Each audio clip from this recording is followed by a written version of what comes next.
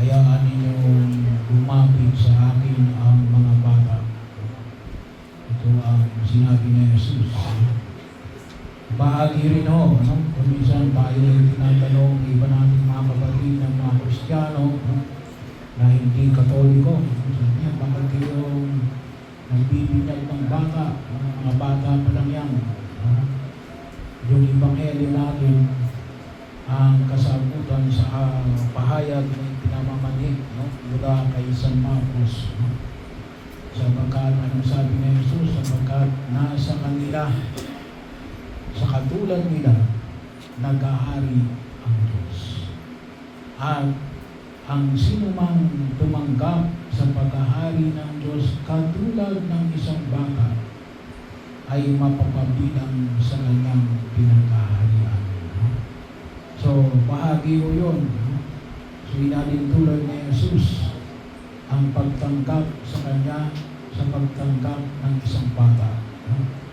Kaya sabi nga natin ay bakit mo i-deny ang biyaya na yan samantala ang halimbawa ng pagkakamit ng pag-ahari ng Diyos ay katulad mismo ng isang bata. Sabi nga ng iba yan, wala pang pananampalataya yan. Hindi o, sigurado may pananampalataya yan. Kasi galing yan sa Diyos. Bahagi o yun. At kung sila'y galing sa Diyos, hindi pa corrupted, hindi pa corrupt ang kanilang isip, mabusilak yung kanilang isip, dalisay, sigurado ang pipiliin nila ay ang Diyos. Hindi sila pipili ng hindi maka-Diyos. Galing sila sa Diyos. Bahagi o yun ang makita ko natin. Kaya, isa o yun sa mga biyaya na nawag natin kalimutan na alin yung kahalagahan ng ipinamamamit ng pumikapan. Yung kababaan ng katulad ng isang bata. Kaya po, hindi po nawa ang maging maliwanag sa atin na si Levi, Noah, ay bahagi ho, Kinikilala natin na alin nasa piling na ng pumikapan. Alam nyo, sabi ko nga, ako rin ay may kapatid na maagang namatay. Hindi ko nga naabutan, mas panganay siya kaysa sa akin. Sa mga buhay, ako yung panganay. Pero mayroon pa akong kapatid na nauna.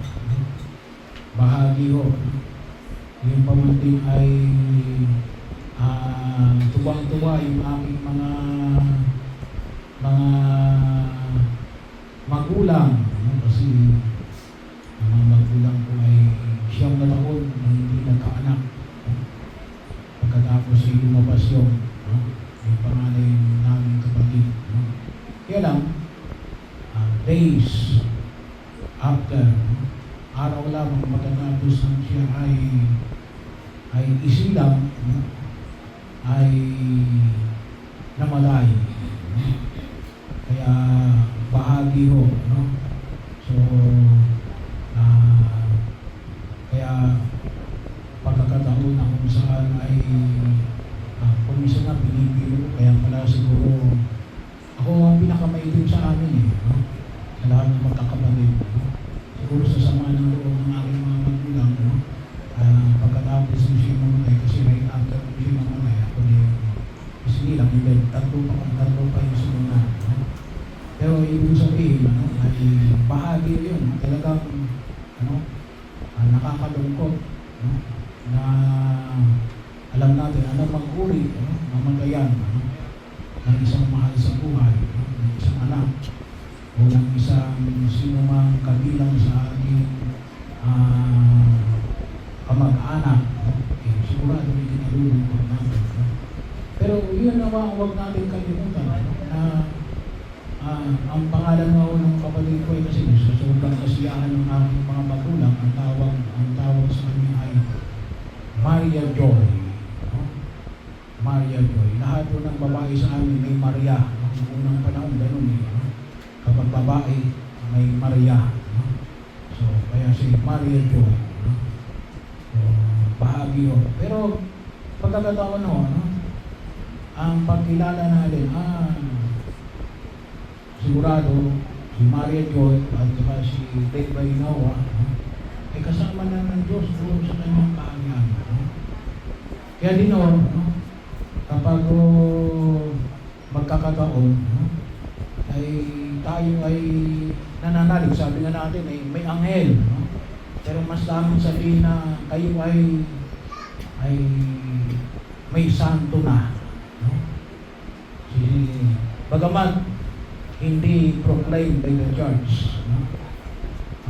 Sila ay binawa. Kaya yung mga hinihiling natin, katulad yung kahapon, kapistahan ni San Simeon at ni San Judas, hindi ko lahat ng Judas na nagtaksin. May Judas yung santo. So, isa ko sa 12 alagad. So, pinagdarasal natin kasi bakit siya tumugod. Pero, katulad din yung San Judas at ni San Simon, katulad ni Levi Noah, at katulad din po ni Maria Joy, ay ako partikular ay kapag ako nagdarasal, ay hinihiling ko rin na alin, Maria Joy, ay tulungan mo kami. So ganun din yun ang ating paniniwala. Masabi niyo si Levi Noah, ipanalangin mo kami. So gabayan mo kami. So baka akala natin yung mga mahal natin sa buhay, lalong-lalo na darating na yung November 1 at November 2. Kaya may November 1 All Saints Day. Kasama sila doon. Si Levi Noah at saka si Mary Joy. Ay kasama sila roon. Kasi hindi naman lahat ay pwedeng ma-proclaim ng simbahan. Pero nananalig na alin, ito yung mga taong naniniwala tayo na alin. Ay ginalulot na ng Diyos kasi pakita ng sabi niya Jesus. Nasa kanila. Nasa kanila yung pag-ahari ng Diyos.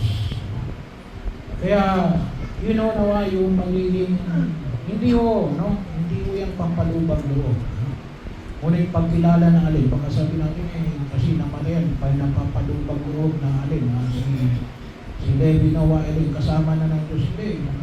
Sigurado yun, kasi paliwanag yung pinamanin si Evangelio, na ang pag-ahari ng Diyos ay katulad sa mga bata, at sa katulad sa mga kalooban ng isang bata. Si Levi Noah ay bata. Walang duda ko yun. Kaya yun ang ating pinaniniwalaan sa harapan ng buong may kapal. Nawa ay pagtibayin natin. At sana magtiwala tayo ng alin. Nasa maayos na kalatayuan si Levi Noah. At pwede natin ilingin na tayo tulungan sa ating pagpili sa daigdig na ito. Patatalin yung ating kalooban. At nawa gabayan din tayo sa mga desisyon natin sa pagkilos natin sa daigdig na ito.